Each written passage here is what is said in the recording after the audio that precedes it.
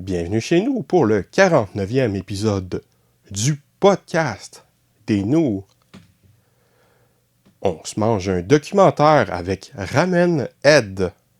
Bon appétit!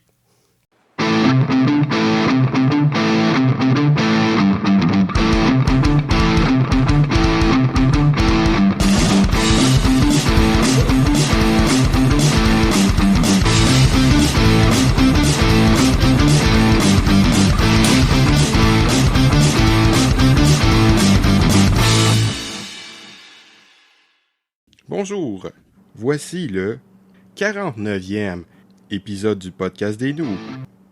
Voici maintenant la chronique culturelle, parce que nous autres, on est culturés, man.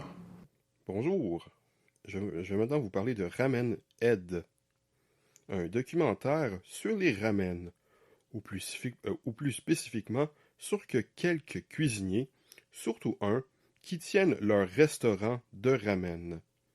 Comme bien des amateurs de ce plat typiquement japonais, les plus grands chefs se doivent d'être eux aussi obsédés par les ramen. Le documentaire suit donc principalement le quotidien de celui qui tient un restaurant de ramen qui, pour 3 années consécutives, a été reconnu comme le meilleur restaurant de ramen du Japon. On le voit préparer son ramen, s'attardant aux détails. On le voit aussi un peu ses jours de congé, pensant encore au ramen. On voit aussi quelques autres chefs tenant différents styles de restaurants avec d'autres variétés de ramen. On a aussi un extrêmement bref historique des ramen. Le documentaire aurait pu être plus approfondi. On ne voit qu'assez peu les autres chefs. On ne parle pas tant des différentes variétés de ramen. On reste pas mal tout le long du point de vue du restaurateur. On n'entend que bien peu les avis des clients. Mais cela n'empêche que c'est très intéressant. Pour quelqu'un qui s'y connaît bien plus que moi, on peut apprendre des trucs pour essayer de faire ses propres ramen, et puis c'est tout de même un quotidien intéressant. Il y a bien quelques courts moments où ma petite nature était un peu dégoûtée quand on voit les cuisiniers jouer avec des os ou des carcasses dans la préparation de leur bouillon. Mais cela n'empêche que tout ça semble principalement délicieux.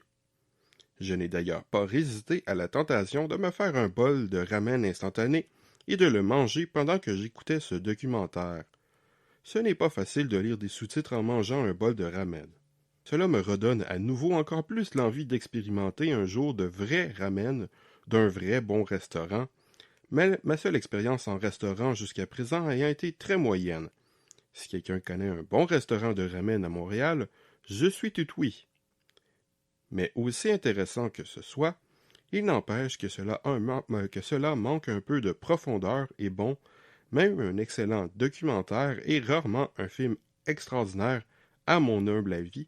Désolé d'afficher les documentaires raides, mais voilà, un bon documentaire est intéressant et instructif, rarement une passion, ce qui en fait un très bon divertissement, mais pas tellement plus.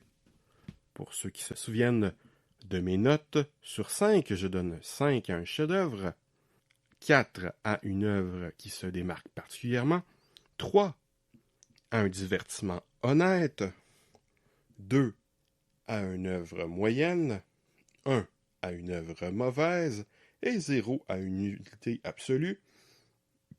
Je donne donc à ce documentaire, qui est un divertissement très correct, une note de 3 sur 5. Au revoir et à bientôt.